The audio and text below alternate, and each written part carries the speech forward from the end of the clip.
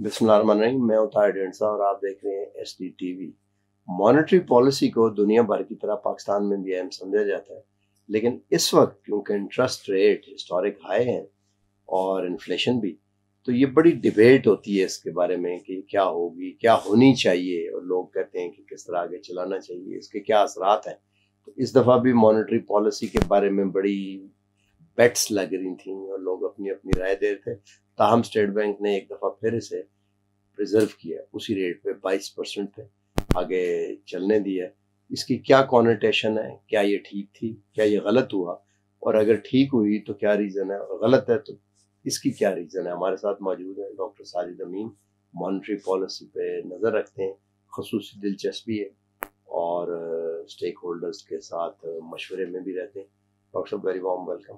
थोड़ा सा बताएं हमें क्या हुआ, ठीक या गलत? जी साहब, बहुत शुक्रिया। मेरा ख्याल है कि स्टेट बैंक ने सही फैसला किया है।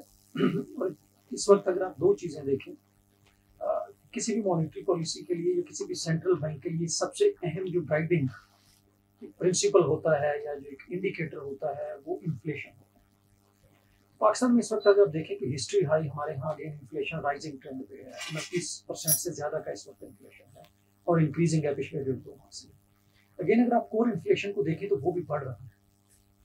तो ऐसी सूरत में स्टेट बैंक के पास बड़ा एक मुश्किल मरहला था कि वो इंटरेस्ट रेट को कट करता, क्योंकि इसका बड़ा एक बैड सिग्नल जाता है। तो वो आपका जो इन्फ्लेशन आउटलुक है उसको खराब करता, बैड सिग्नलिंग होती, और इसी तरह मुझे लगता है कहीं ना कहीं ये जो आपकी एक्सचेंज रेट स्टेबिलिटी है उसको भी ये हर्ट करता। अगर आप देखें तो हमारे यहाँ पोर्टफोलियो इन्वेस्टमेंट्स दोबारा से बढ़ना शुरू हो गई है, तो उसमें भी ये हर्ट करता। बहुत सारे लोगों का जो एक नुक्ता नज़र था, जो दूसरा नुक्ता नज़र है कि वो जो इंटरेस्ट रेट को कम होना चाहिए, बहुत सारे इदारों ने उस पर राय भी दी कि शायद इतने बेस पॉइंट कम होना चाहिए। उनसे अगर आप बात करें तो उनका जो एक नुक्ता नज़र आता है वो बुनियादी तौर पे ये है कि जी देखें, मार्केट में टी बिल्स जो हैं वो 19 या 20% पे ऑपरेट कर रहे हैं, जो कि 22% से कम है। तो इसका मतलब है कि मार्केट एक्सपेक्ट कर रही है कि आपका इंटरेस्ट रेट इससे कम होना चाहिए, तो इसलिए हमें कर देना चाहिए। उसमें लेकिन बड़ा ये है कि जो मार्केट के अंदर जो कॉन्फिडेंस आ रहा है ये कहाँ से आ रहा है। उसमें बहुत सारे फैक्टर्स के साथ साथ एक बड़ा फैक्टर है वो आपका मॉनेटरी पॉलिसी स्टांस है जो स्टेट बैंक ने रखा है।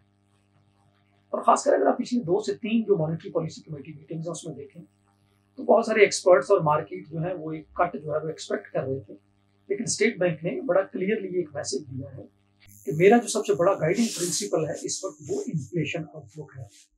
कास्ट ऑफ बोरोइंग कितनी बढ़ गई है ये शायद स्टेट बैंक की जिम्मेदारी नहीं है कि वो उसको कम करे। तो ऐसी सूरत में अगर आप इन तमाम चीज़ों को मिला के देखें तो मुझे लगता है कि स्टेट बैंक के पास यही एक ऑप्शन था कि वो इंटरेस्ट रेट को अनचेंज रखे। और इसमें एक और बड़ा अनपॉपुलर ओपिनियन है मेरे ख्याल में कि मेरी राय ये है कि स्टेट बैंक को SBP अमेंडमेंट एक्ट 2021 के बाद स्टेट बैंक के पास कोई एक्सक्यूज नहीं है कि वो इन्फ्लेशन पे डिलीवर करे और इन्फ्लेशन को उस रेंज में लेके आए जो उसने टारगेट में रखा हुआ है। इस वक्त हम उससे बहुत ज्यादा 3-4 गुना से ज्यादा है। अगर आप वो मीडियम टर्म टारगेट देखें तो वो 5 से 7% है, और इस साल भी हमारी जो एवरेज है वो शायद 28% के करीब रहेगी। सो हम 4 गुना ज्यादा है उस एवरेज से। तो स्टेट बैंक को अपना मॉनेटरी पॉलिसी स्टांस जो है वो बहुत क्लियर इन्फ्लेशन के साथ जोड़ना चाहिए और इन्फ्लेशन आउटलुक के साथ जोड़ना चाहिए, और वही शायद पिछले 2 स्टेटमेंट से जो है वो स्टेट बैंक कर रहा है। आई थिंक ये एक राइट डिसीजन था। और आगे चलते हुए इवन अगर इन्फ्लेशन आउटलुक और अबतर होता है, आपका कोर इन्फ्लेशन भी बढ़ता है और अगर आपका CPI बेस्ड इन्फ्लेशन भी मजीद बढ़ता है अगले 1-8 महीने में, तो मुझे लगता है कि स्टेट बैंक को इससे बिल्कुल भी नहीं डरना चाहिए तो वो इंटरेस्ट रेट को मजीद अगर बढ़ाना पड़े तो उसको बढ़ाया जाए। इस वक्त भी हमारे यहाँ जो रियल रेट है वो नेगेटिव है, क्योंकि आपका एवरेज इन्फ्लेशन जो है वो 28% के रेंज में आता है। इवन अगर वो 25% के रेंज में आता है तो भी आपका नेगेटिव है इंटरेस्ट रेट। तो उस सूरत में स्टेट बैंक को अपना यही स्टांस जो है जारी रखना चाहिए। लेकिन ये यूनिसन जिसे कहते हैं ना, या बिल्कुल यकतरफा एक तरह से करके स्टेट बैंक की ये भी तो है ना कि मॉनेटरी एक्सपेंशन गवर्नमेंट के कहने पे ना होने, नोट ना छापे। हाँ देखें, वो एक तरफ तो वो अपना इंडिपेंडेंट शो कर रहे हैं कि जी हमने ये इंटरेस्ट लिए, दूसरी तरफ मॉनेटरी एक्सपेंशन जैसे कि हम सुन भी रहे थे कि 82% जो है इससे ज्यादा वो परसेंटेज मॉनेटरी एक्सपेंशन जो नोट छाप रहे हैं ना छापें, हुकूमत जाए भाड़ में।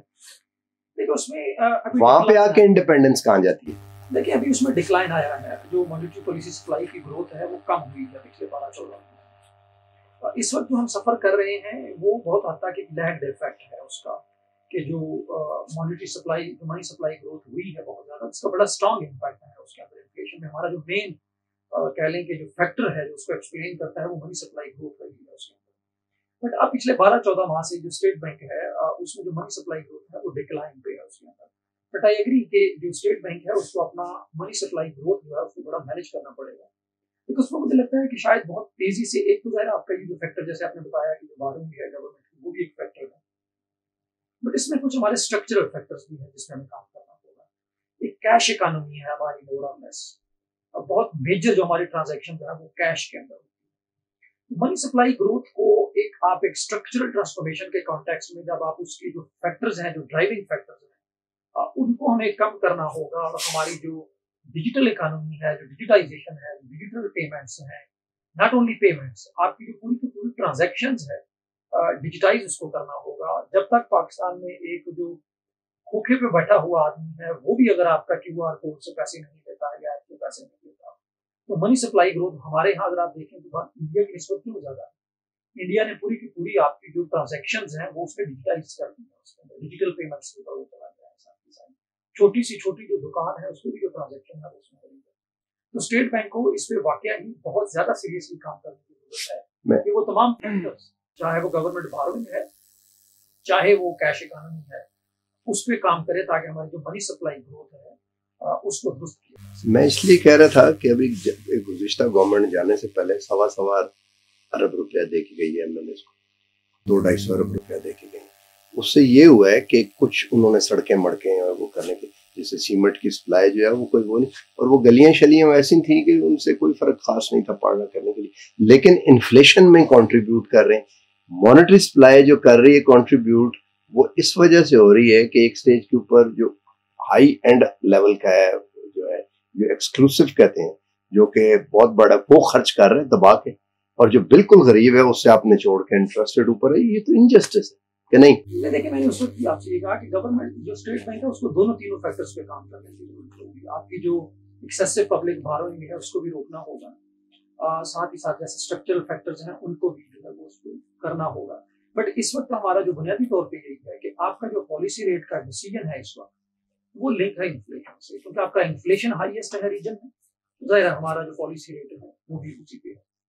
तो जो मेन पॉइंट था, जो मेन मैसेज था वो यही था कि स्टेट बैंक का इस वक्त जो फैसला है वो मौजूदा हालात में दुरुस्त फैसला है, और तमाम वो लोग जो टी बिल्स पे या बाकी चीजों की बेस पे इसको बेस करना चाह रहे हैं, तो उनको ये भी समझने की जरूरत है कि इस वक्त ये जो T bills lower than policy rate operate कर रहे हैं उसमें बहुत हद तक वो कॉन्फिडेंस है जो मार्केट स्टेबिलिटी पे आ रहा है, स्टेबिलिटी की वजह से आ रहा है, और उसमें बहुत सारा जो रोल है वो स्टेट बैंक के मॉनेटरी पॉलिसी स्टांस का भी है। तो स्टेट बैंक को 3-4 चीजों पे काम करने की जरूरत है हमेशा इस प्रोग्राम में।